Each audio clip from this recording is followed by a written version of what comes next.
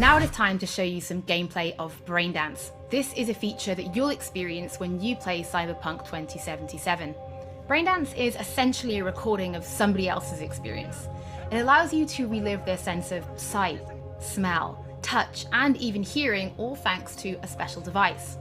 After the gameplay, I will be welcoming back Pavel Sasko, and will also be joined by Patrick Mills, our senior quest designer and all-round lore master, who will be helping to answer your questions and give you some explanation on how you'll be interacting with Braindance when you play Cyberpunk 2077. So, let's take a look. Plan simple. Do nothing odd. Don't get creative. You go in, snatch the cash, get out. And we sell the BD to those psycho freaks from the studio. Got it. And remember, everything on full blast. They'll spot us extra for a wicked adrenaline high. Okay, on you go.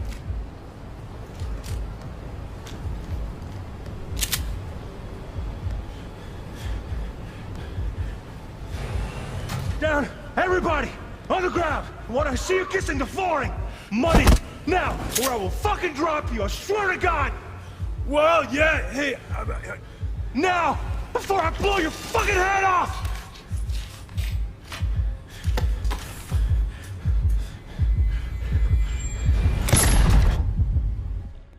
Ah! Slow, deep breaths. Your cortisol and adrenaline spiked, but the soft activated your hormone blockers. Nothing happened. You're alive and well. That was too much. Could feel the guy's pain, his stress, his hope. Hope wrapped up in something else. Mm-hmm. Probably took a booster just before. You'll be fine. Got everything set up? Let's switch over to editing mode.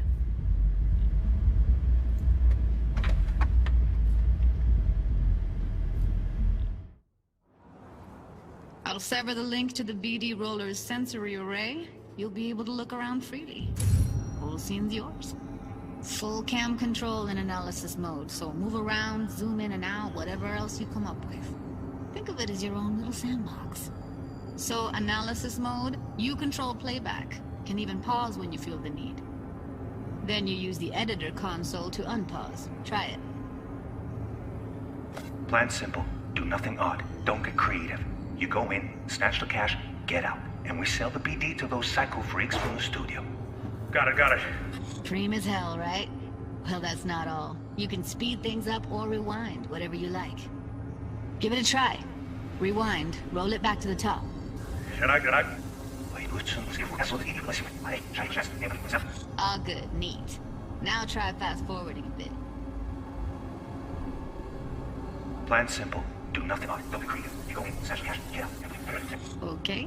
You can also reset the recording. That'll take you right back to the beginning. Try it. Now for some fun. This here's why you came in the first place. In analysis mode, you get to view and even scan details of the enviro recorded by the BD Roller. Focus on the heat, the gun this gonk gets from his buddy at the beginning.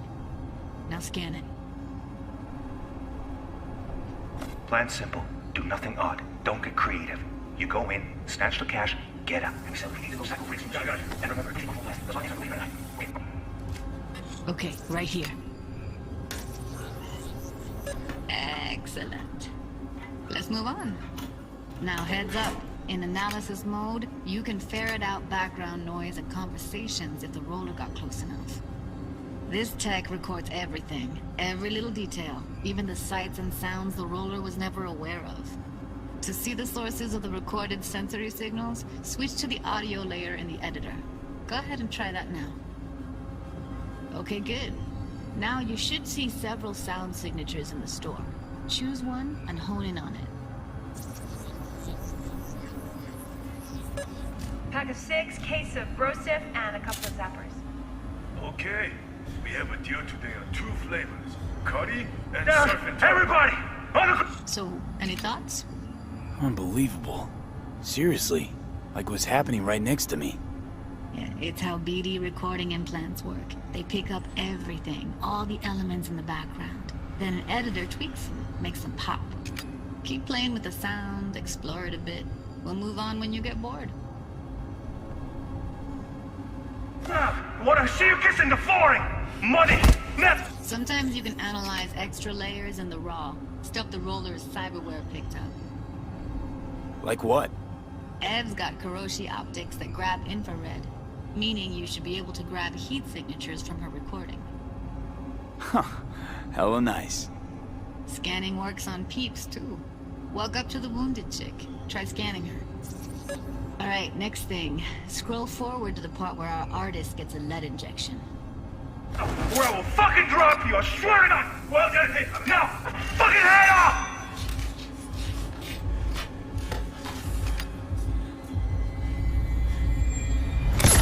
See that? They shot him and he never saw it coming. But you will. Here it comes. My favorite part of the game. See the blinking thing over the entrance? Surveillance cam. Must have caught our shooter. You'll see in a sec. Cam feeds to the screen behind the clerk. Roll back to where the screen's in the kid's field of vision, then scan it.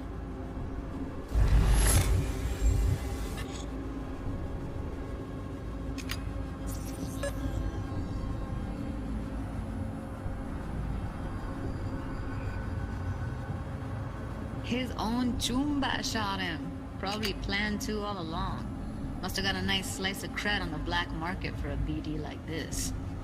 BD freaks are ready to pay a preem for a real flatline. Anyway, if you've seen enough, you can exit.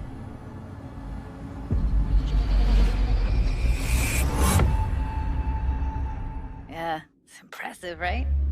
It's too bad most of the BDs we do here are only good for flogging the log. So Braindance is a pretty big part of the Cyberpunk universe. It's not just something used for adult films. There is an awful lot to it. And there's two sides I'd really like you guys to help me explore. First is the lore, so how this actually fits into the universe, and then there's the gameplay side, so how players will be interacting with it. So Patrick, could you tell us more about the lore of Braindance? I would love to. So in the world of Cyberpunk 2077, Braindance was invented way back in the early 2000s at UC Santa Cruz. It was developed as a way of recording a person's experiences and then playing them back for someone else so that they could relive them as though it was happening to them. It was originally used for things like therapy and prisoner rehabilitation, but by 2077 it's become this global media industry, including things like movies, mass entertainment, things like that, video games, some interactive things, and of course adult fare as well. Now in our game we deal a lot with black brain dances, or XBDs as we call them, and there are different types of those, but the one that you saw in the trailer just there was a flatliner. Now that's where the person recording it actually died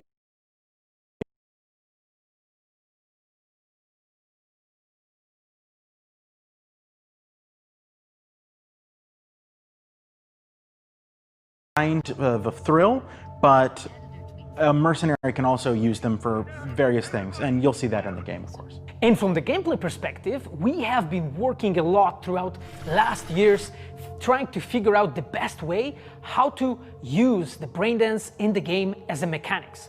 So what we have settled on is this Braindance editor mode. As a player, you will be able to run the Braindance in the editor mode and see different clues that have been registered on the peripheral of given actor. Now, as a player, you can slide on the timeline of the recording, back and forth, trying to uncover different clues. And that clues are actually telling a story in the game. So, as a player, you will run different investigations that will lead you to different mysteries, and you will uncover them actually using that Braindance as a mechanics in the game. So, as Pavel was saying, we use Braindance as a storytelling tool. It's not a collectible. It's not something where you're going to go in and you're going to play it and you're going to be like, I've seen this before. What we use Braindance for is to give you a keyhole into the life of the residents of Night City. And we can explore things like childhood trauma, religion, various philosophical ideas in a way that you might not otherwise experience in a story about a mercenary on the tough streets. So we've tried to talk about some of the aspects that we think the community will find really exciting, but you know, while you're both here, I'd love to know, what is it about Cyberpunk that you guys are really excited for? Patrick, why don't you start? So one of the things that I'm most excited about in this game is the characters and the way they interact with the world. We've got this really interesting world that stretches all the way back to the Cyberpunk 2020 source material and all of these events and all of those things, but those don't mean anything unless they connect with characters. And so when we come up with a character, we start with their function. What is this person? What do they do in the story? But we don't stop there. We go back and we figure out what was their childhood like? What was their upbringing like? What kind of obstacles did they face in this harsh reality, and did they overcome them? And how did they overcome them, or did they not overcome them, and why? And you can see all of those things in their environment, in their dialogues, in sort of how they operate in the world. And we come up with that for all of our characters. Now you look at someone like Victor Vector, and you're gonna see stories about his past in his environment and in his dialogue. You know, we come up with that stuff even if we don't use it in the game, because it helps inform us as to who these characters are. And for me, I would not be myself if I would not say that I'm the most excited about our quests. Like with our Witcher 3 team, with Patrick and like everybody that has stayed with us since the Witcher 3 time, we really have grown so much.